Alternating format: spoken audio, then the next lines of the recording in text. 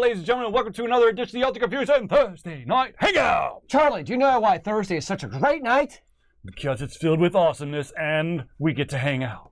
Is that the only reason, though?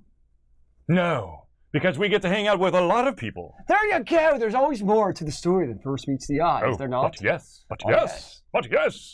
Ladies and gentlemen, I, of course, am your host, Charlie, and I'm joined once again by the prolific cover himself, Zealeus! So, Zealeus. Yo. How goes it, my friend? It is fantastic time to be alive. Nice. It is. I'm doing quite well. It's just a week of trying to keep the sanity in my brain together, which comes and goes. Whoa, wait. You have sanity still in your brain? Well, I lost most of it this past weekend. Ah, do tell. So, as some of you may know, I do coach a robotics team, and I'm proud to say that we are the state champions. Yeah! So, it means in 2 weeks, we will be competing in Athens, Georgia, to be the victors of the world and start Skynet. Victors of the world? Really? Well, victors of the South. Victors of the South! Yeah, that sounds much more homely. Homely? Homely. Because it's South is closer to home than the world. I know, but homely usually is like, he's quite homely. Like he's not all that good looking. Fair. But, okay, keep going. There's one major issue, though, with us advancing to the next level no! Pray tell, my friend, pray tell! We'll talk more about it later, but it means I can no longer attend Intercom. Oh, no. Because I will be busy making sure that young teenagers do not fall off a cliff of robot pain and suffering. Robot pain and suffering?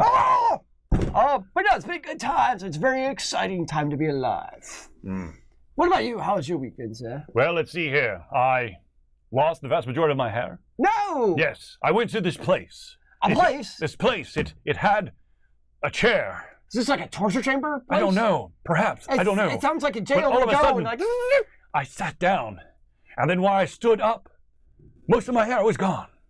Was this like a urinal chair? Or No. Like what? No. No. It was a chair. Kind of like a desk chair. But not in front of a desk. It was in front of like a mirror. And a person was standing behind me. Did they use like acid? No. No. This is advanced techniques. No. It was not acid. It was a sharp thing. What? And then a buzzing thing. And all of a sudden, this. Wait, you let people near you with sharp objects near your head? It was a trick. Dear God, they could have stabbed you. It was a trick. They had sports on the TV right there. So I zoned out. Next thing I know, my hair's gone. I've heard of this magical place. I hear they also have magical massages. If you have the time. Oh, I always make time for magical massages. Sadly, I don't. No! I always go during lunch. Oh, yeah, I've never been during lunch. That's the only time that I can get there where I can go in and out. I actually can't really leave during lunch. Not that You don't have open campus? Well, I probably could. I could, but I don't. So what you're trying to tell me is that you don't have as much power as you think you do. Or do I have more power than I realize? I'm not totally utilizing the power that has been vested in my soul. Ooh, good question. I'll have to ponder this over the next... Maybe I'll test the boundaries over the next week and see how far can I push my luck. Your boss would probably I'm sure he's somewhere. Well, it depends on which boss. Your immediate boss. Yeah. There's other bosses where the chick probably would not fly so well. Yeah, it's a boss and the boss and the boss and the boss. That one probably doesn't really like for you to do that stuff. Yeah, probably not. Because they actually the ones who pay the paychecks and sign the bills. They actually care what people do. Paychecks. Yeah, they're the ones who care about people carrying their weight because is this person actually worth $5 an hour? I don't know. Because after salary, that's what I get. $5 an hour? That's on a good week. Dude, man, I'm making it big time. Big time. That's some bank. Not really. If I get $6 a month, I'm going to feed my cat food next month. What? Instead of the cardboard? But the cardboard, it's so high in fiber, it helps her out. That's true. Her system so much. Yeah, it regulates. It regulates. All that fiber. So I have a question for you, sir. Yes, sir. Should we get into the show, do you think? Oh, but of course. Because apparently there's a show where, what do we do on the show? We drink Mountain Dew. And beverages in a glass bottle. Yes, but mostly Charlie drinks the dew. You do to the dew, and the dew is a very exciting part of the dew. And Part of what I do. Without the do, there would be no doing on the show of So what exactly is that you do? I do the can of the straw. And then you can use your imagination there. Let the sparkles. Oh, speaking of Mountain Dew, Ooh. I finally decided, you know what? It's about damn time that I reach out to Mountain Dew and say, what the hell is wrong with you? Bring Live Wire back to Georgia. You can take your Mountain Dew Ice, which is basically just flat Sprite, And shove it where the sun shines. and replace it with Live Wire, something that people are actually going to like. If I wanted flat Sprite, I would just, since, you know, the vast majority of Atlanta is Coke, I would just go to a place, open up a bottle of Sprite, and let it sit overnight. And what was the response to you? They haven't responded yet. Why would they not respond to the #1 loyal fan? Like, I don't know, man. I don't know. That's me. Like, you're single-handedly keeping some of these gas stations in business. I don't get it from gas stations. Walmart? Costco? No, Kroger or Publix. Whoever's got the better sale. Wait, do you have a Costco membership? I used to. I need somebody with a Costco membership. Sorry, I mean, I would do Costco, however, they only have Mountain Dew or Diet Mountain Dew. They don't have the code red or anything else. So I can't do it that way because I'll still have to go to another place to get the code red. But seriously, out of all the Mountain Dews that you can get, Mountain Dew Ice, no good. The Pitch Dark, pretty good. I like Pitch Dark. Pitch Dark's good. There's the blue one, which is called Voltage. Not bad, but you can't drink a lot of Voltage back to back. I learned that the hard way during one of my 24-hour game-a-thons, where literally, I think I started hallucinating. Yes. And then, of course, you've got your Code Red and your regular Mountain Dew. Like, was Code Red, I forget, was that their first foray outside of the world of regular Mountain Dew? I believe so. And that's still, like, the best Mountain Dew. Like, if you want to pick Mountain Dew or Code Red, okay, go for it. Mm-hmm. But, like, outside of that, I feel like it's very hit or miss. Like, Code Red's solid. Everybody likes Code Red. Yep. But outside of that, it's like, I don't know what they're doing. It's, I'm going to use a baseball analogy, it's fielder's choice. No, I think my ranking. Okay. The official Charlie Power rankings of Mountain Dew. I'm going to do #1. It's a tie. Mountain Dew and Code Red. Okay. Hence why I have to mix. I'll go for that. #3, or I guess #2/3 because there's 2 at the top. It's 3. So 3. Livewire. After that, I would go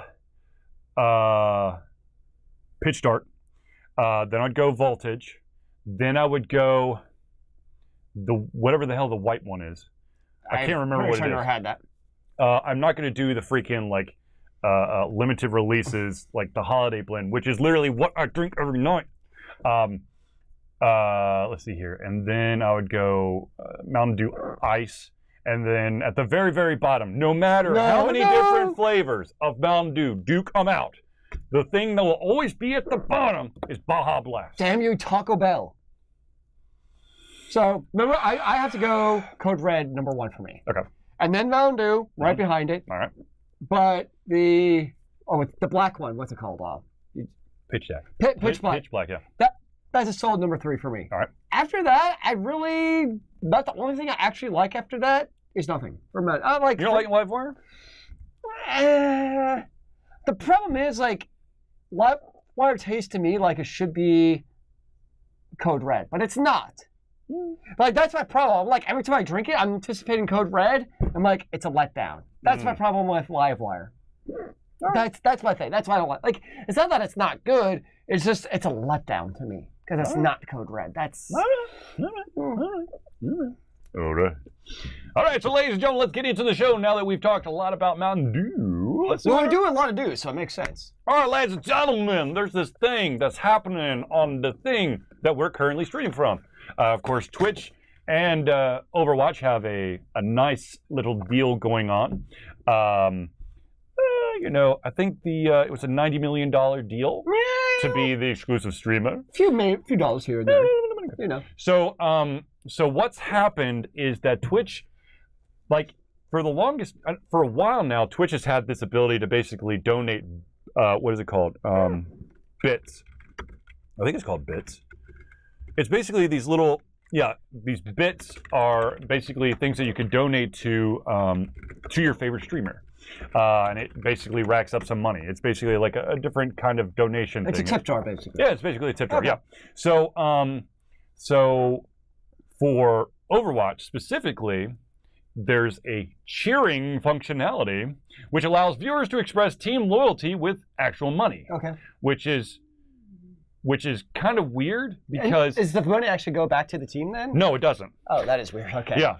So, so to utilize this cheering functionality, you need to require bits, which then I'm like, but people already donate bits to streamers, and it doesn't have to be Overwatch. So why are you like masquerading this feature and calling it cheering? Well, actually, that's it though, because it's not going directly to the teams. So where does the money go? So, so basically, let's see, where does the money go? The money. All right. So here's the dealie. Overwatch League cheering is part of a larger partnership between Twitch and the Overwatch League that supports the league and players as a whole. Your cheering helps support this partnership rather than the teams individually. So basically, It's going straight towards corporate greed. so it's basically getting some sort of percentage between Twitch to kind of like, I guess, cushion the $90 million blow, and then the rest of the money goes into the Overwatch League, which then gets pushed out to all the teams. So basically, when it comes to bits on anyone else's stream, it's basically you get the recognition for this is the person who has spent the most bits, and so your name is basically highlighted at the top of the chat stream. However, I guess like during the match you'd be like, oh, this is the person who's cheering the loudest. So here is the deal. Something that is interesting is that users aren't just throwing bits at the system and not getting anything returned. Mm-hmm. There are Overwatch-themed Twitch emotes, which you can gain when you reach certain cheering milestones. They'll unlock new items for everyone in Overwatch when you do this. So there's a special Tracer skin when Of course, there's always Tracer. the cumulative amount of bits hits 40 million. Why 40 million bits? Yep, and then of course, so at I think around the let's see here. So I can't remember when this thing was actually posted, but the team who's had the most cheering, as it were, is Zealeus, and they sit with 2,123,370 bits. And then the top cheerer for the Overwatch League has donated 122,250 bits, which basically is somewhere between $1,500 and $1,700. I guess I don't honestly see the whole point of using bits to donate to basically corporate companies already. But what I will say on behalf of Twitch and Overwatch is I can appreciate that they've come up with an ingenious and different way to make money off of their product. I mean, if people want to give money by bits, all the more power to them. And kudos to Twitch for devising this system to make more money if people want to. So why not? So I can appreciate that they're not just doing another Twitch stream that's just a regular experience. And this adds an entirely extra dimension of fan experience to get involved in that game. I think it's silly, but obviously some people are really into it, so more power to you for having a different way of doing this. Well, I do think that it helps that there are these these milestones, these basically when the amount of bits spent as a whole hits certain things that I'm assuming everyone who has donated a bit Gets that, yeah. Will then get an unlock code, one-time use code to unlock like a special skin or something. Which, interesting. The special emotes, it really depends on how nerdy you are. I don't have emotes bound in Overwatch. I don't know what it's bound to. I forget. No. The thing is, that's not. Aren't they emotes? These emotes are for the chat room. Oh. They're not for actually in game. They're for the chat room. So you could do certain emotes in the chat room that you wouldn't be able to do for, like, if you subscribe to certain streamer channels, you unlock like a subset of emotes that you can then use to show how awesome you are. So speaking of Overwatch, Yes, sir. I don't think I saw it as a topic, so I'm going to bring it up. Overwatch released a new character yesterday. Yeah, I saw that, and it was not a topic. I can't remember her name now, but basically she's the daughter of Torburn, the engineer, but she's trained by Reinhardt, so she has a shield and a flail, basically, is her thing. And the funny thing is people, myself included, I'll be the first to say it, is I've kind of given Paladins some crap for kind of ripping off parts of Overwatch. And the funny part about this is this character, I forget what character it is she's very identical to a character who's already in Paladins. Ashe, thank you. And one of the execs of Bridget. Bridget, yep. Bridget. I don't know how you pronounce it. And one of the execs of High Res kind of threw some shade at Blizzard and posted a comment about how much does this copy, it was very clearly in jest. Yeah. But it was this survey of how well does this copy over the character. It was really funny, so I'm like, okay, that's pretty funny. Because obviously he's heard the same thing, but you have this character where there's overlap. I just thought it was pretty humorous. Who'd you just say for the Reinhardt? Yeah. Reinhardt, and then it's everyone's just like going. Fernando. Yeah. Yeah, but I found it funny, so I can appreciate when companies do that, and they're like, yeah, let's go back for each other, and it's gonna happen in first-person shooters where there's only so much overlapping character design. Well, it's not it's not a photocopy. It's not a one-for-one thing. Yeah. It might look similar. However, there probably are. I'm hoping there's some differences between the two. However, it's not like a Korean MMO where they literally copy and paste the action bar from WoW. Mm-hmm. Yeah, it's not that. Or you copy and paste the entire user interface from Diablo 2, and then play the instrumental piece from one of the Linkin Park CDs on a loop. But that was going to be my retirement plan, bro. Oh, dude. I didn't think anybody would notice. Dude, I could not. It was just like a samurai game or something. I don't even remember what the hell it was. But at some point, I'm like, oh, God, please. I can't do this anymore. I can't. I can't take this song. But unfortunately, the song volume is mixed with the game volume. So I'm going to get my ass whooped if I turn off the volume because I won't be able to hear the enemies. It's just a loop of the same song over yeah. and over. Yeah. Oh, that's bad. Yeah. Yeah. Yeah. So, kudos to them. To be honest with you, to be successful, you got to find any and every way to milk as much money as you can because that's how you're going to succeed. And of Absolutely. course, Blizzard wants the Overwatch League to succeed because they're already talking about expansion. I'm hoping that they. To be honest with you, I've never played Overwatch. I've never watched. Well, that's not true. I've watched a couple itty bitty little pieces of Overwatch. But the one thing that I hope for the league is that they allow for a rotating arena setup.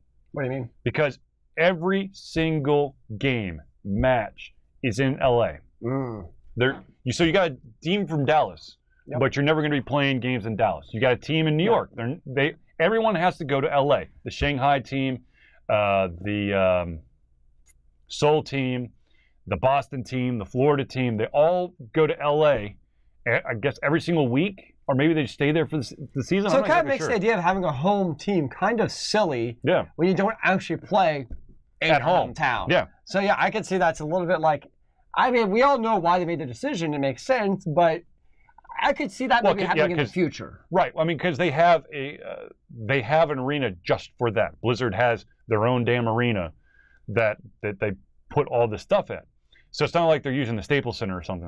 By the way, that's where the Lakers and the Clippers play. But is that something that they could do? I mean, could they host an Overwatch tournament? Let's just say at Phillips Arena. Would that be feasible?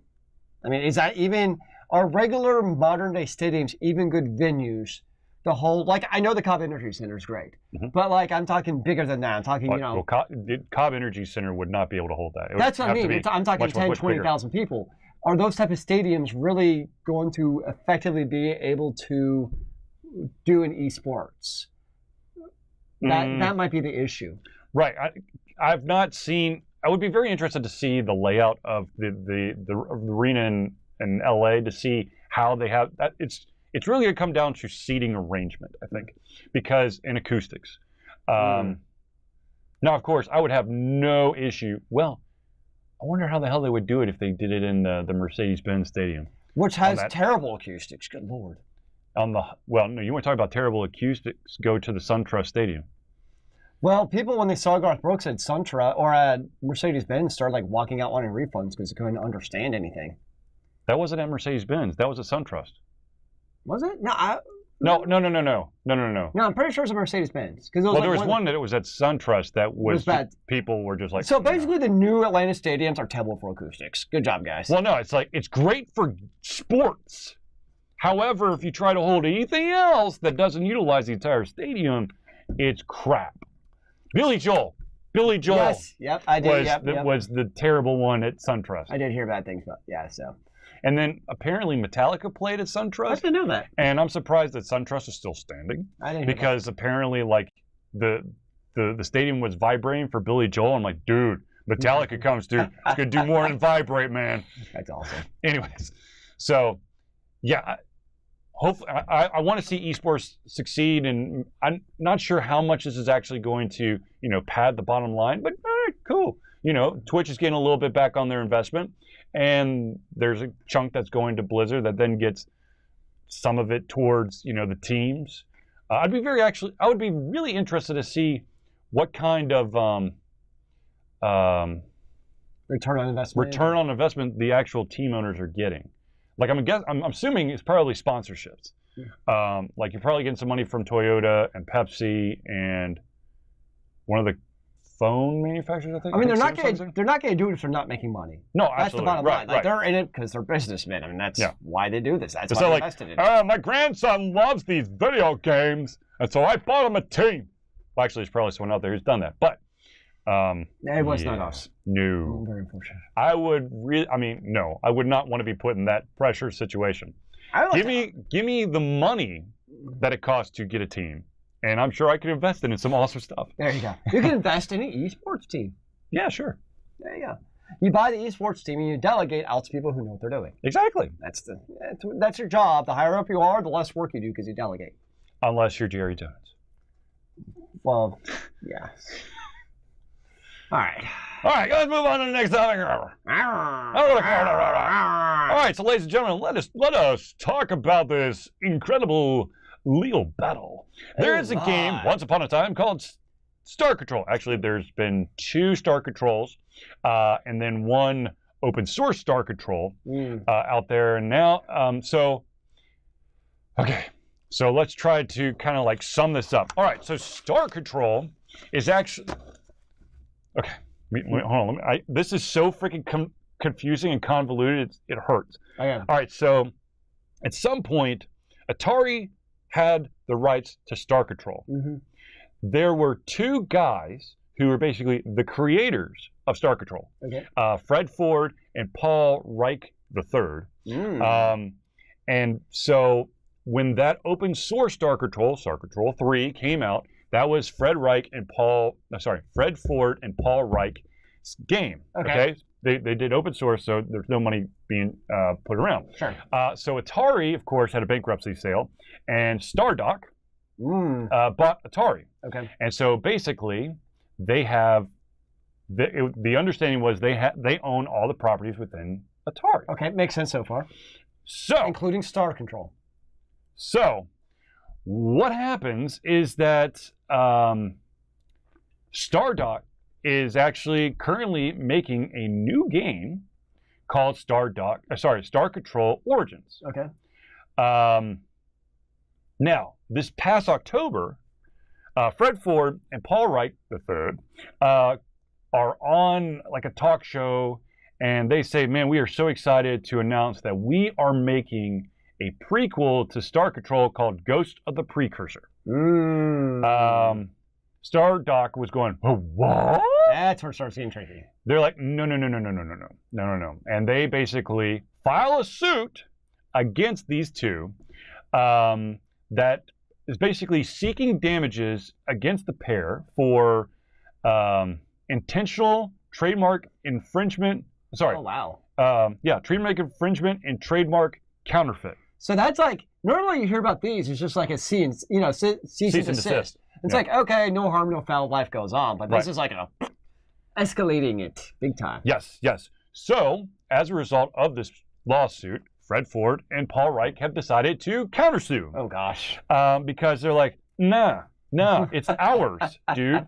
It's ours. We were the developers. It's ours. Damn. So basically, Stardock has now formally alleged that the developers of Star Control and Star Control 2 weren't the developers of Star Control and Star Control 2. The game was instead created by a team of many individuals, not just those two. Upon information and belief, and contrary to common public understanding and what they have portrayed to the public, Reich and Ford may not have created any of the artwork, animations, or characters incorporated in the games, or otherwise substantially contributed to the authorship of Star Control 1 and Star Control 2. Wow. Reich and Ford's advertising themselves as being the creators of classic Star Control games is false and misleading and has been made in an attempt to dishonestly benefit from the goodwill and reputation associated with Star Control. This is escalated. Yeah. So, oh Lord. Okay, so in 2013, this is like, in 2013, the 1988 agreement, along with certain other assets, including Star Control, certain copyrights in and to the classic Star Control games, including but not limited to the Star Control copyrights, as well as publishing rights to the classic Star Control games, were assigned to Stardock via an asset purchase agreement and associated intellectual property assignment between Stardock, and Atari. Sure. Hi. And it goes on. The 1988 agreement holds some additional relevant info. This agreement included in whole Ford and Reich's counterclaim. The original contract signed between Reich and Accolade, which was the original company that owned this. Wow. It contains the terms under which Star Control and Star Control 2 were developed and how Reich and Ford were compensated. The agreement was amended 3 times to also include details on the production of Star Control 2 for 3DO. Ladies and gentlemen, 3DO was this really fancy thing, which console is way too expensive. Way too ahead of time. Star Control 3 and the aborted Star Control 4 / StarCon project. But here, so Ford and Reich contend that the 1988 agreement was structured in such a way that after April 2001 rolled around, Ford and Reich, not Atari, were the legitimate owners of pretty much the whole shebang. Well, where in the contract did it say that?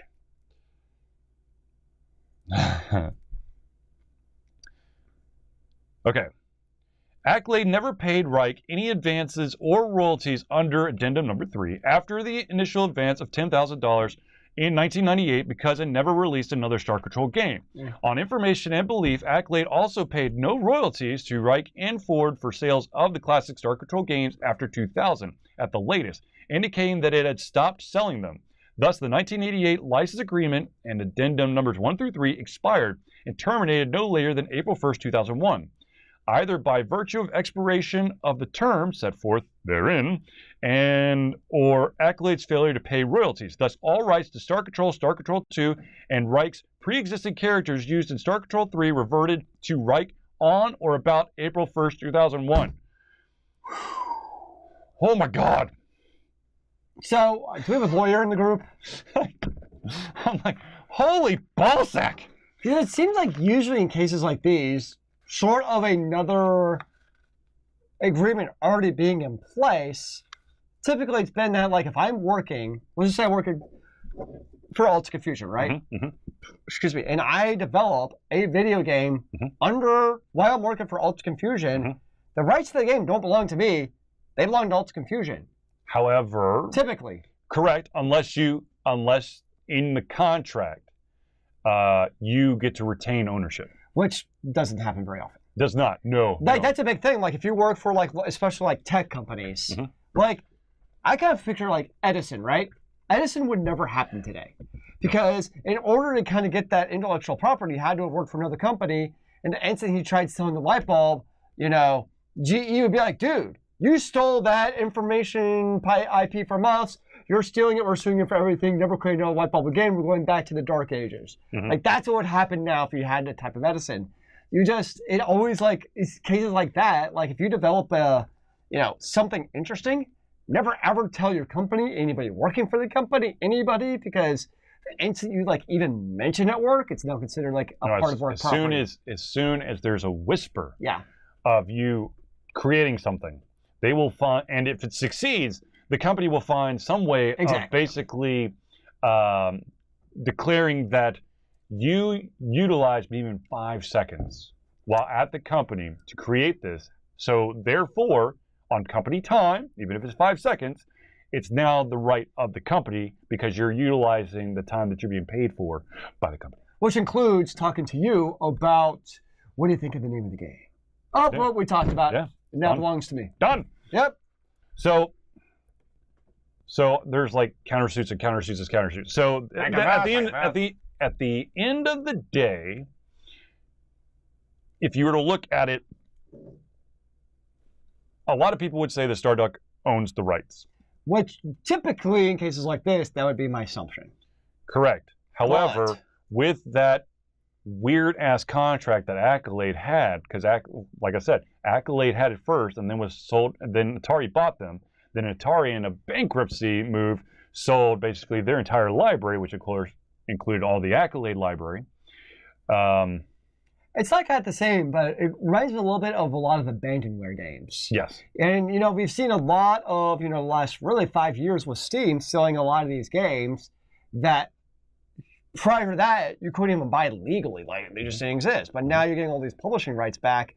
And there's kind of like that dark age, like, decade where you couldn't, like, legally purchase old games because there was a lot of, like, who owns the game? I don't know. Just go on Dogpile and download it and find the ROM for it. Dogpile. Yeah. Dogpile and Happy Hippo. And like I remember that was a big thing once upon a time, was like the abandonware scene. There was no money being transferred. We were just like, I want to play this old school game. How do we get it? Look, this is one thing I have to say about Starduck, and that is that, to be honest with you,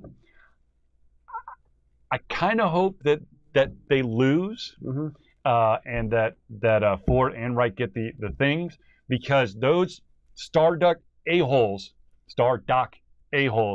got my hopes up so high, so freaking high, for the successor of a series that's very dear to my heart and Zealeus' heart. And in the 11th hour, those dipshits were like, oh shit, we don't own the rights. And then they jacked it all up, and it was an immense failure. There was actually an article on ours this week where they interviewed the lead developer of Elemental, right? Magic. Yeah. It was really interesting. I know there's a lot of issues, and the comments even said this, but the big thing in your developer, so you probably understand more of it, he blamed a lot of the issues actually on memory creep, where there was so much stuff going on in the game. You mean feature creep? Oh, no, like everything. Memory. Okay. Gotcha. Where like there's so many assets and cities and things going on in the game, where there was a lot of crashing issues because of bad memory management. There was a term they kept on using. I can't remember what it is now because I didn't really. How about the fact that if you had the physical copy in North America, you couldn't actually install it? He didn't actually mention that, by the way. Yeah. But it was just kind of interesting because when I saw that, I'm like, I remember this game, which they tried to make right. Yeah, by getting the best modder from Civ 4 Fall of Heaven. Yep. Which is basically in a way, kind of that follow-up, just in Civilization 4 version of Master of Magic. And that's what they basically tried doing. Yeah. Fallen Enchanters. That's what, Fallen Enchanters. Which I played the follow-up. What was the official game when it came out? It was not Elemental. What was it called? I don't know. I actually played it. Was it DC? Because you got it for free. No, I didn't. I got a bunch of extra games for free. Well, no, anybody who bought Elemental War Magic should have got the follow-up game for free. No, I did. Okay. No, that was Fallen Enchantress. Yeah. Well, it was a good game. I think you were burned by it though, so you didn't care. Yeah, I understand. I understand. All right, ladies and gentlemen, let's move on to the next topic before I start raging again about those damn things. Too late. More rage. All right! Violent video games, they're ruining the youth of America. We're all going to hell. That's why I don't play video games anymore. It's because the violent tendency in video games is making me want to take this beer bottle and bash it over Charlie's head. Oh, God. But because I'm not playing violent video games, I don't have these tendencies. Oh, God, we're all going to die. Next Thursday, maybe a different story. You're not going to be here. Exactly. Violent robots. Anyways, ladies and gentlemen, so we just cannot seem to get away from this topic. Ladies and gentlemen, let's talk about violence in video games causing disastrous consequences to the youth. Do we have to? No, well, yes, but it doesn't actually do that. What? All right, so, of course, there's tons of research out there, but of course, there are individuals in power who go, video games are bad, it's killing people! And so the vast majority of the world, no offense, actually, or at least the U.S., they're sheeple. They don't actually have their own opinions, they just follow the crowd. And so the vast majority of people actually just go, what does the person in power say? That's what I believe. Even if you don't believe, you're still going to follow it because you don't want to rock the boat. All right, so. Rock the Casbah. So there has been a ton of research by different communities. There's like a psychology, oh my gosh, what is it called? American Psychological Association. There's the CDC. There's the World Health Organization. I mean, there's a ton of people out there who are doing this research. However, pretty sure that a lot of people are getting their information from a certain organization that loves their guns, who are like, guns don't kill people. People with guns don't kill people. Video games that have guns cause people to get guns and then kill people. What? Exactly. That made perfect sense. Yeah. So okay. So here's so there's a ton of research out there, and I'm just going to kind of paraphrase here for you. Research has been done that kind of takes all the statistics for school shooting, homicide, aggravated assault, and then compare it to the playing of video games. Mm-hmm. And what they've seen is there's no real correlation. It's just some people are just a little in the head, which once again, mental health. Very important. Healthiness. Very important. Make sure that your brain and mental capacity is healthy. If it's not, please reach out to someone who can help you. Anywho, so let's go a step further, shall we? There's more? Yes. According to a Secret Service research... Secret Service, really? Yeah, the Secret Service research group, it's what do you call it? Research study. There he goes. There's less than 20%. Basically, less than 20% of school shootings. The individual who did the shooting, less than 20%, play violent video games on a regular basis. I know that video games is a great scapegoat, so it's movies. But do all of those people who commit shootings sleep in a bed? No. No? No. What is the correlation between sleeping in a bed and shooting somebody? Do the people who shoot people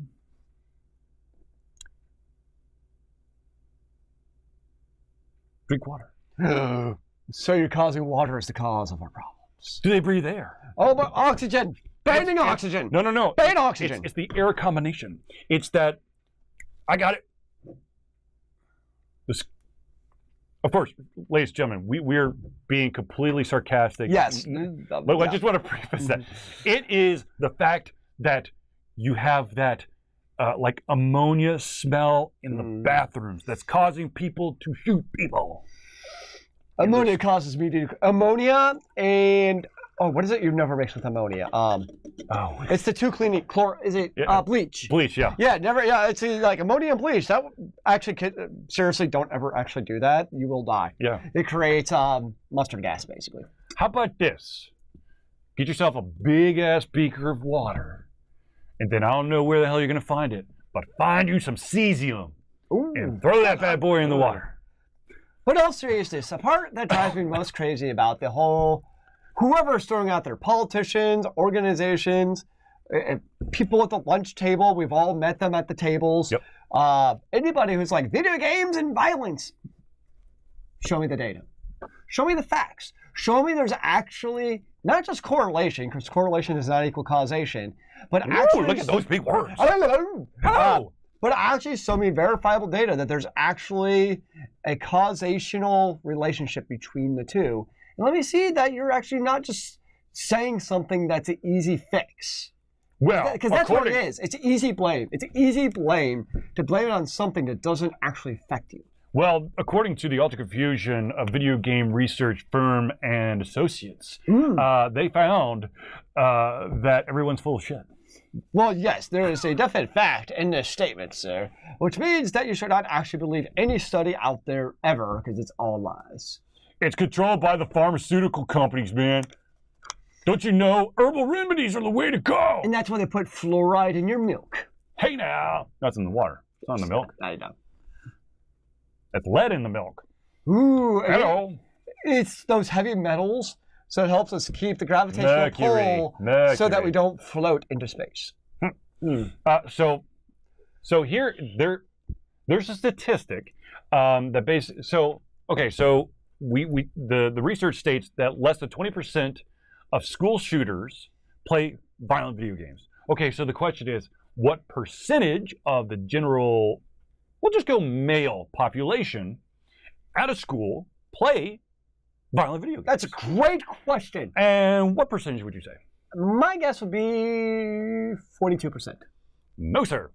70% Really? of the male population at a school have played or continue to play violent video games. So you're saying approximately 50% less of the population that actually plays video games. There's actually like an inverse correlation. Yes. Based on the study of playing violent video games and actually committing acts of violence. Yes. Interesting. Yes. Okay, so but this is my favorite part of the study, okay? First of all, individuals who are older in age tend to jump at the opportunity to state that video games violence and movie violence are the true cause of violence in today's society. Okay. However, there's no actual research that backs up that statement. But there's always a but. Okay, so I mentioned just a bit ago the American Psychological Association. Okay. They have a media psychology division. It's basically psychological effects that are caused by media, all forms of media. And they released a policy that requests that politicians refrain from making these type of accusations or claims about the correlation of violent media to actual violence. Interesting. So, I agree, and it goes back to where the fact, and that's, it's not just when they're talking about, the violence of video games or anything, it's all issues. I feel like from the politicians, whatever the topic is, whether it's gun violence or civil rights or anything else out there you want to throw, it's like it's pandering to their base, is what it comes down to. So the politicians who are out there blaming violence in video games, it's because they don't want to place the blame on something else that's going to piss off their base. That seems to me that's what it's all about, is how can I stay in office and keep my financial backers happy, and B, how can I keep my base happy, whether I'm from the left or right, I don't want to say anything to piss off that base. I feel like that's what this comes down to so often. But the funny thing is, though, if they keep this shit up, all these youthful individuals who are actually doing something productive, going to town halls, setting up, peaceful protests and all that stuff, those people are going to slowly become the majority of voters. Yep. And when that happens, you can't just go, well, you know, it could potentially do what you're saying. However, that might not be it. There might be something like violence in movies that are kind of doing it, maybe. I don't know. So I can't commit to taking the guns away from everybody. Just wait until they raise the voting age by like 5 years, every 5 years, so that babes can never vote. Eventually, the voting age is going to be like 80. Sorry, man, you just missed your chance. Sorry, sucks. Rest in peace, my friend. Yes. Real quick, though. Speaking of gun violence, I am actually really impressed by Dick's Sporting Goods. They've created a mandate, and they are pulling every single assault rifle or weapon out of their stores. They'll no longer sell them. Now, for all those morons, especially in the state of Georgia, because that's where I live, do not try to threaten a global brand company. Don't threaten to take away their tax cuts because they have said no sir to the NRA. That is the quickest way to basically kick yourself in the nuts and destroy the economy of Georgia. The problem is the politicians with those kind of views are who people keep on still voting into office. See, sort of. I kind of agree with that. The reason why I don't completely agree with that is that we had that huge, bathroom issue that North Carolina had, and North Carolina, of course, passed it, and then all these different organizations were boycotting it, and then it came up for Georgia, and everyone's holding their breath because Georgia's starting to build. We're basically becoming Hollywood of the East, and everyone's going, no, don't do it, and Georgia's like, we won't do it. I hope, and that's the thing with this is potentially could help start killing the economy of Atlanta and Georgia if this goes too far. Yeah, and by the way, the company is called Delta. Yes. You may have heard it. It's got airplanes. You know, just not just a little big deal. Yeah, just kind of like the biggest airline company. Biggest, employer in like Georgia probably. Yeah. And it's like, really, this is the mountain you're willing to die on? Is this right here? Is tax cuts to the NRA, which last time I checked, there's no and the whole reason Delta did it is they didn't want to be caught because people were calling out Delta for giving out NRA discounts. And so Delta's basically, this was not an FU to the NRA. This was, we don't want to be caught in the middle of a stupid political argument. Like NRA, guns, we just want to stay out of this. We're apolitical. We're flying planes, man. Look, as long as they don't remove the discounts for the AARP people. It was not Delta, this was not political. This was not about the NRA. This was about trying to get out of the political argument of the Second Amendment and all that stuff. They're like, we're just getting out of this because people are calling out. Now people can't, and people will still fundraising the bitch at them. So that's the thing. It's not like they're barring the individuals from the NRA for going on planes. From what I heard, the discount wasn't even that good anyways. Probably it was probably minuscule. It's probably 2% or something. Yeah. But it's the same. It's the same thing. You have an individual in power who says, oh my God, look how bad they are. We should boycott them. And then if you actually looked at the statistics or actually did some research, you would find, because there's a lot of people out there who are like, all this gun law stuff, they're going to take away my guns. No one's ever going to take away your guns. Well, unless, we have like a crazy ass leader who decides one day, we have to keep all the guns away from people. Which will never happen because the NRA will not let that happen. But the other thing Try coming in and take my gun, mofo. The thing is, you're not going to see huge ass trucks and wagons or whatever going door to door going, hello, sir. Do you have any guns? If you do, throw them in the truck. We're going to make a monument out of them. No one's taking away your guns. It's just going to be harder to get guns, especially certain guns, okay? All right, anyways, let's move on to the next topic. Moving on, sir. Moving on. All right, ladies and gentlemen, Nintendo has made a very interesting decision. So you've got Steam. You buy games on Steam and your user reviews. Okay, right on Steam you can use the reviews. Now, of course, you can't write them straight off the Switch. However, you can go to, you used to be able to go to Nintendo.com and you could do a user review of the game that you're playing. You give it like a rating, you write something up. But Nintendo decided, you know what? We're gonna shut it down. Nintendo.com recently offered a trial. This is straight from Nintendo's mouth. Nintendo.com recently offered a trial customer review feature to let users share feedback about Nintendo Switch games on our website. Yay! The response has been positive, and Nintendo appreciates the time and effort that reviewers put into their thoughtful commentary on the games. Nintendo has removed this feature so we can evaluate the future of the rating functionality on Nintendo.com. Thank you to all who have participated. I feel like when it comes, like Nintendo, they make great hardware and software. Yeah. But when it comes to like interacting with their audience or allowing the audience to interact with other gamers, they don't know what the hell they're doing. Yeah, no. Like, that's destroyed Nintendo. Like, look how, if you're trying to play online with a device of any Nintendo device, basically ever, how much of a pain it's been. Or it's very limited functionality. And now something like this, like I feel like that's the one area where like Nintendo still does great, but this is like the one area where like they just can't. There's just something about Nintendo and the whole online community that they're just like.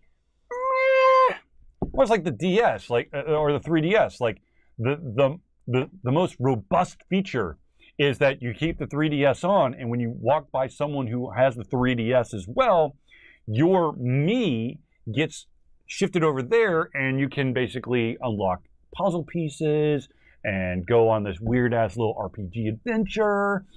And but that's it. And so it's like, oh yeah, we're going to hook up for Pokemon. And it's like, we're comparing Pokédex. Yeah. We can't actually fight each other. That functionality's not there. Oh. But we can see each other and trade Pokemon through this one center that you have to get to by walking there. Also, at least with this, it's not like this is a functionality that had been on since like the launch of the Switch. Like this was on for like what, a week and a half, something. So it's not like it was something where it's like a culture of Nintendo and they just, you know, shut it off one day with no warning.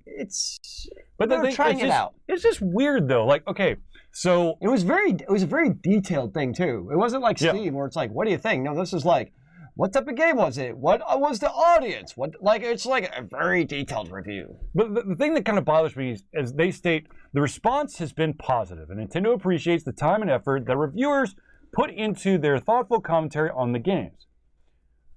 In that statement, what goes, you know what? F it. We're going to shut it down and evaluate the functionality. Why not keep the functionality on? Because it looks like you're actually getting constructive feedback. And then if you decide to go another route, then go another route at a later date. It's like, we're doing so well with this thing. People are really excited about it. We may need to tweak it. We better take it away. That sounds about right for Nintendo in the online world. Let me tell you about a shit ton of online games who do stuff on the fly and then have people scratching their heads. They're like, what? Yeah, pretty much. Like the change to Paladins. Like, why? Why did you merge Onslaught and Deathmatch into one effing queue? Why can I not do a multi-queue setup now? Are you kidding me? I love the fact that I could do a multi-queue where I could be like Onslaught, Deathmatch, or Siege, and then go. Well, it also allowed you to randomize your game mode. Yeah. Like, A, it was the quickest queue, and B, it wasn't like a static gameplay style. Mm-hmm. Yeah, I hear you. Because I'm going to be totally honest with you, I could care less about Deathmatch. You just want to go kill people. I want to do Onslaught because, you know, you're basically trying to control that point. Sure. And then Siege, just because it's a hell of a lot of fun to, you know, dick someone over at the last minute. We're like, we got it, we got we don't got it. And they had the battleground feature on for like half a second. It's like, oh, here's the alpha version. And then if you log into Paladins, it goes, there's a new mode. And you click on it, there's no mode there. I know this has nothing to do with Nintendo, but since we're talking about changing stuff on the fly. No, okay, I do want to preface one thing, and that is that Nintendo has not come out and said that this feature is gone forever. However, they have also not stated that this feature will ever return. What they're saying is they've shut it down for now. Who knows? So, conspiracy theorists out there, I don't know. There's always a theory for everything. Isn't there? I mean, seriously. I mean, what they're trying to do is they're trying to stop the individuals who are utilizing the user review section to pass on cryptic information to cause the apocalypse to happen. Too late. It's already happened. No. We're just living in the afterworld. No, the Lion of Judea has already appeared and opened up the 7 seals to bring the apocalypse. I'll drink the 7th seal. Woo! I think it's a song by Van Halen. I'm pretty sure. It's off the Balance CD. Ooh, wow. Good stuff, good stuff. I saw him in concert. Long time ago. I have not. Back in the Sammy Hagar days. I'm guessing with your dad. Uh-huh. It's my first real concert. Got to see a lot of things I've never seen before. Mine was Metallica with my dad. Before that, it was the oldies. Ultimate Oldies concerts. Those were awesome. Fox 97. Three Dog Night and Grassroots and Beach Paul Boys. Revere and the Raiders. Oh, good day. All right. Anywho, all right, moving on to the next one. All right, ladies and gentlemen, there's a game out there called Defiance. Defiance. Okay, actually, it's going to be Defiance. I think it's like 2050. Yes. Destiny has basically held this weird online niche that no one's really tried to do anything against. Just kind of sat there bottom shelf. Well, there's one exception. What's that? Warframe. Yes, but people are like, people don't actually know Warframe exists. Like, exactly, it's actually a really good game. I enjoyed it, but people don't even know it's there. Right. So, once upon a time, the TV station, Sci-Fi, or some people might know as Sci-Fi. It's Sci-Fi forever. They had a show called Defiance. Defiance was a kind of like post-apocalyptic world where they were in the city of Defiance, which was St. Louis. I was getting there. And basically, it kind of revolves around different races and them trying to survive in this like wasteland. And the very interesting thing was that they actually did a TV show and a video game at the same time. The TV show, of course, took place in St. Louis, and the game took place in San Francisco. And the really interesting thing was that there were potential crossovers where you would see characters from the TV show appear in the game. And also, just to make it crazy, if you watched the live showing of Defiance, there were time-sensitive codes that you could then put into the game and unlock special things. Yep. So it goes on for, was it 3 seasons? It's 3 or 4 seasons. 3 or 4 seasons, and then unfortunately, Defiance got too expensive, and so it was dropped. The thing is, the game lived on for about a year and a half, 2 years. It's still around. No, I know, but like the base is gone. Oh yeah, it's plummeted. But like for it was kind of stable there for like a year and a half, and then 2 years was kind of when it went down because they kept it alive. They kept new content, some new expansions, all that stuff. Now, of course, it's kind of gone by the wayside. The interesting thing is that the video game is kind of going to rebirth. Defiance 2050. You are going to be able to transfer your character, once Defiance 2050 is up, you'll be able to transfer your Defiance character over to the new game. If I can find my old character. I'm sure I could find mine. But anyways, so the interesting thing is that it's kind of in the same line as Destiny, sort of, kind of. Defiance felt more like MMO-y to me. And that like Defiance, so like Destiny, I always felt like which wasn't bad, I liked it. Like I was fairly isolated playing Destiny. It actually reminded me a little bit more, Destiny 2 reminded me a little bit more actually. Guild Wars? Yes, exactly. So Guild War, like Destiny, you have like it's open world, so you interact with people, but there's still a lot of stuff you can do like on your own, especially during story mode. Like a lot of the single player private missions that he's doing. Like I didn't interact really with anybody in the game until I got to level 20 in Destiny 2. Again, none of that thing, it's just a different way of playing it. Whereas Defiance was really that true MMO style, whereas everything was open world. You're out. I mean, there were some instances you could do. I don't know many people who actually did them. But everything was, you did? I did them all. Nice. Oh, solo. Ah, there you go. But well, it was all in the open, but really. except for those, it was very much the open world style of that type of game. Well, the interesting thing about Defiance, and this is kind of different than any other game that I've come across, was the fact that there were like these instances which would pop up, like some kind of like meteor or something that's floating around the Earth comes down and crashes. And in a certain radius, you could basically join a ton of other people to try to take out all the bad guys that are peering either to try to capture whatever the hell fell or what's coming out of whatever the hell fell. And then if y'all were able to succeed, or whomever was around to succeed, would then get to reap the benefits or rewards. And everyone was going to get something. Yep. Everyone got the experience and the money, and it was random about like the guns and the ammo, but you were going to get something out of it as long as you were within that area of influence. Rift also did that, which, of course, guess who the developer for Rift is? Trine Worlds. Yeah. And who's the developer for Defiance? Trine Worlds. So a little bit of, makes sense. And I really liked how Defiance did that, actually. Destiny 2, they had the same kind of mechanism as far as, open world, random events happen. But I actually really prefer Defiance's way of doing those.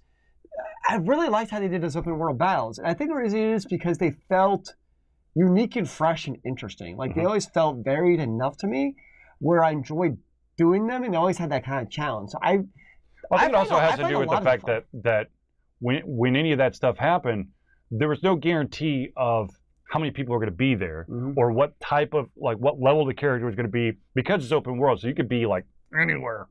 I like Defiance. It was a great. I really liked it as well. I mean, I was a lone wolf. I maxed out my character every single time an expansion came out until, God, I don't even know. So I'm really interested to see what Defiance 2050 with, like I said, sounds like it's almost like a Realm Reborn. Like you got Final Fantasy 14, the difference is Final Fantasy 14 was terrible, Defiance is actually a good game, but it's also like a rebirth of that game. Like, okay, we already have this core system in place. Let's improve upon that and give it a rebirth. Secret World. Yeah, that's actually probably a better example, is actually... which I still need. I need to actually download the damn thing and actually play it. Because my understanding of Defiance, it's still going to be a lot of the same gameplay area, just updated graphics and additional content. So I'm excited about Defiance. Polish on it.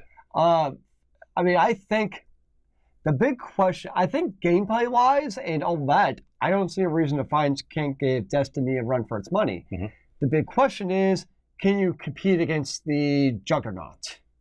And the advertising and everything else that they have going for Destiny 2, because everybody knows about Destiny 2. Well, the thing is, you got the voice actors that are very recognizable. You got actors who people know who are voicing stuff in Destiny 2. And you're right, it's all about coverage and basically piquing in people's interest. A lot of individuals, once they found a game that they really groove with, unless another game does something totally awesome that draws their attention, they're not going to be paying attention to something that's going to try to, they see as an upstart rival. Even though Defiance has been around for quite a while. Well, and the other big question too with Defiance is, Rift, when it went free to play, pissed a lot of their players off. Not because it went free to play, but with how they handled especially in-game content. In terms of getting like your in-game tokens to do it, it became a pay-to-win element as far as that goes. And the insane grind that you had. So I'd be kind of curious to see how does Defiance, because it is Trine Worlds, the same developer, how do they handle that free-to-play element of Defiance? Speaking of pay-to-win, something very interesting is actually going on. The ESRB, which is the Electronic Software Rating Board, has actually come out and stated that they they plan on putting ratings on the loot crates. Interesting. Which I'd be very interested to see how that works. But it'd be interesting. Well, and it makes sense for the ESRB to do that before politicians decide to do it for them. Yeah. Kind of. I mean, there's no rating system in movies and video games. It's called the ESRB and the MPAAG. Movie. MPPA. There you go. No, MPAA. Is there a G in there? I thought there was a G in there. Motion Picture Association of America. There you go. There. But still, there is a rating system. Do your research! Why? I'm just going to listen to what the TV tells me, sir. All right. What be there? Yeah. Ladies and gentlemen, there's a convention that's happening not this weekend, but the next weekend. It's called EndoCon! Ladies and gentlemen, if you go to endocon.org, you can find out all the information necessary for you to be at this convention. Did you see the tracks went online very recently about what goes on when? No. Yep, it's all live as far as the schedule of what's when and the RPG tracks. So, as Troy was saying, there are RPGs, so they have entire rooms dedicated just to RPGs, and they have sign-up slots. If you want to sign up to play games, you can go sign up. They also have a lot of board games, so they have some pre-established schedule for this game will be played at this certain time, this game will be played at this time, you can go sign for that. And of course, you also have a ton of open tables to also go play your board games to your heart contents. And then there'll be a lot, there'll be developers of board games to come play there, people who, the game's never been in the wild. You've never played it before because it's never been published. But you can play with these brand new games and see it from its inception. Play with the developer. You get the gleam in the eye when you realize, like, wow, I never thought of that loophole in the game that this jackass over here just created. Way to go. Which is probably going to be me. That's part of the fun. And it's just a very fun gaming community to come celebrate gaming with in a fun, family-friendly environment to just enjoy playing board games. My favorite phrase to hear when I ask a question or try to do an action in any of the games is, well, I guess you could do it that way. Yes. But anyways, EndoCon is going to be awesome. It's going to be at the Peachtree Corners Marriott. I highly recommend, like I said, endocon.org, not .com. To find out all the information. Tickets are still available. And of course, you'll see me. They're running around trying to be the awesomeness that I am. And hopefully get to sit down and enjoy playing some more games too. Indeed. I do have to see what capacity Altered Confusion is going to be at EndoCon, because I'm going to be totally honest with you, kind of like that by the wayside, because I've just been so excited I can't concentrate. So anyways, EndoCon, not this weekend, but next weekend, March 9th through the 11th, here in Atlanta, Georgia. So close. So close. Just so far away. Let's talk about another thing that's happening in Atlanta, Georgia. That is MomoCon. MomoCon! MomoCon, once upon a time, was an anime-themed, basically fan convention. It's now blossomed into a general fandom convention. It has tons of games, voice actors. There's still that anime flavor. But I don't want an anime flavor to it. I highly recommend that you go. It's at the Georgia World Congress Center. Speaking of anime, I started watching the most recent season of, oh my gosh, Fate Zero, but that's Apocalypta or something like that. It's crazy. Yeah, but it's only the first half of the season. Both 2 seasons are out now. Oh, they are? Oh, well, then I got Netflix. What am I doing here? It's so good. So good. Anyways, so there's tons of stuff there. Of course, Altered Confusion will be there. We'll have a fan table. I will be media, so you'll see me sprinting all over the place. Hopefully, Zealeus and or Jesse and or someone else will be manning the table. And of course, if you want to see me, you're gonna have to. You're just gonna have to find me when I'm there. If you want a signed Mountain Dew, just look for the look for the Mountain Dew. Look at the guy who's basically probably having his heart beat out of his chest because of the sheer amount of Mountain Dew that he's ingested. There you go. I don't know about the panels yet. I still haven't heard anything. So, all right, ladies and gentlemen, let's talk about Patreon. Patreon is basically a way to help us at Altered Confusion. So basically, by signing up through Patreon, you become a patron of Altered Confusion. It's a monthly donation. It could be any type. It could be any increment. I think it starts at $1 and goes all the way up to whatever you want to. Infinite. And like I said, it's a monthly donation that goes to Altered Confusion. That money is then used to help us at conventions, be it electrical, table fees, Wi-Fi, tickets, because some conventions are really screwy about what it takes to get a alcohol needs for a flask. No. But what if I needed to speak to you? I don't do public speaking without alcohol. Then you go buy yourself some alcohol. Killing it.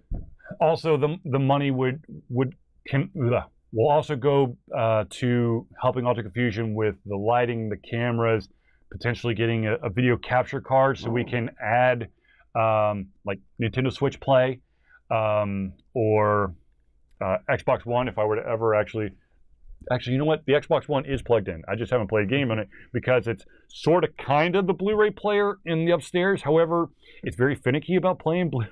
Oh, nice. It's like, it's not a Blu-ray. I'm like, it is a Blu-ray. I take it out and I put it back in. It's not a Blu-ray. I'm like, it is a Blu-ray. I take it out. I kind of shimmy it around, put it back in. It's not a Blu-ray, you son of a bitch.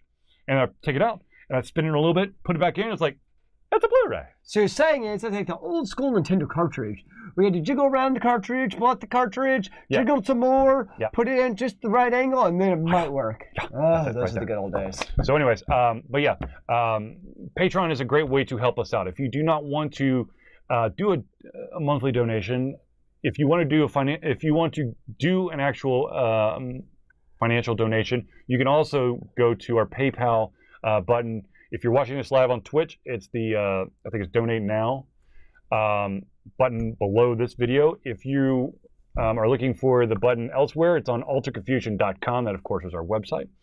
And then you can put any kind of increment you want in that as well. If you see some person, you can just give us cash. Give me the cash. I don't know what he'll do with the cash. But if neither of those things are what you're really wanting to do, but you still want to help and support Altered Confusion, the best thing you can do is when you see something awesome, be it our videos, be it something that we've written up, a picture, whatever, like it, favorite it, share it, retweet, share the love, share all that good stuff, because that's what helps us gain a bigger audience, which then allows us to have a stronger conversation. And of course, it allows for you to have the opportunity to play a bigger role because you're bringing people in. Yes, we love people. I don't like people. Charlie likes people. I love people. I love talking about stuff I know about. If it's something that I don't know about, I don't talk. I'd rather talk to my cat. So anyways, ladies and gentlemen, the best thing, like I said, the best thing that you can do for us at the bare minimum is like our stuff and share it. If you want to stay completely up to date on everything and anything Altered Confusion, you of course can't. You should, if you haven't already, subscribe to our Twitch channel. And AlteredConfusion without the N, because the N would. That's Twitter, moron. I said Twitch. I heard Twitch. No, Twitch is twitch.tv/AlteredConfusion. I screwed it up. And once you go to that, you hit the subscribe button, and then on the heart, you click on that and turn on notifications so you know any and every time that Altered Confusion turns on. Now, you should also follow our Twitter account. At AlteredConfusion without the N, because the N would break the internet. Oh, no. And of course, while you're at it, if you're on Facebook, which the vast majority of you are, I highly recommend that you search for Altered Confusion. And then, of course, like the group or follow the group or whatever the hell it is, so that you can stay up to date with all that information. Yes. Now, every single video that Altered Confusion does appear on YouTube. So if you want to be up to date on when all these videos drop, because to be totally honest with you, it's a little random because I have to render all the videos and I don't know, I sometimes run out of time. So if you want to stay up to date with all the videos when they actually drop, you should follow or subscribe to AlteredConfusionLLC. That's right, my friends. And of course, everything that you need is also on our website at www.AlteredConfusion.com, or just do the Zealeus and Google Altered Confusion. Because it will actually pop up correctly, because we've done this for 10 years. So anyways, ladies and gentlemen, I would like to thank everyone who tuned in to the Altered Confusion Thursday Night Hangout. It has been a pleasure to give you everything coming out of our heads, our mouths, and of course, our hearts. I will be back next Thursday to give you another Thursday Night Hangout. Zealeus will be in Athens to do robotic stuff, I think, maybe, I don't know. But we will have a special guest. As far as I know, the man, the myth, the legend behind EndoCon will be on the show. And that, of course, is Endo. I'm going to miss EndoCon? No, you're going to miss Endo. And then EndoCon because you got the beep, boop, beep, boop, boop, boop. Well, I might have to cancel it. Yeah, I don't think that's going to I'm canceling the entire weekend. It's done. Yeah, I don't think I'm closing down Athens. Yeah, good luck with It's that. gonna be awesome. The only way you could do that is if you had like a free kegger for the entire student What population. if I get Kirby Smart to have a football game outside of Athens? I'm just saying. Anyways, ladies and gentlemen, thank you for tuning in, and we will see you next week. Remember, kids, keep on gaming in the free world. Amen to that, brother.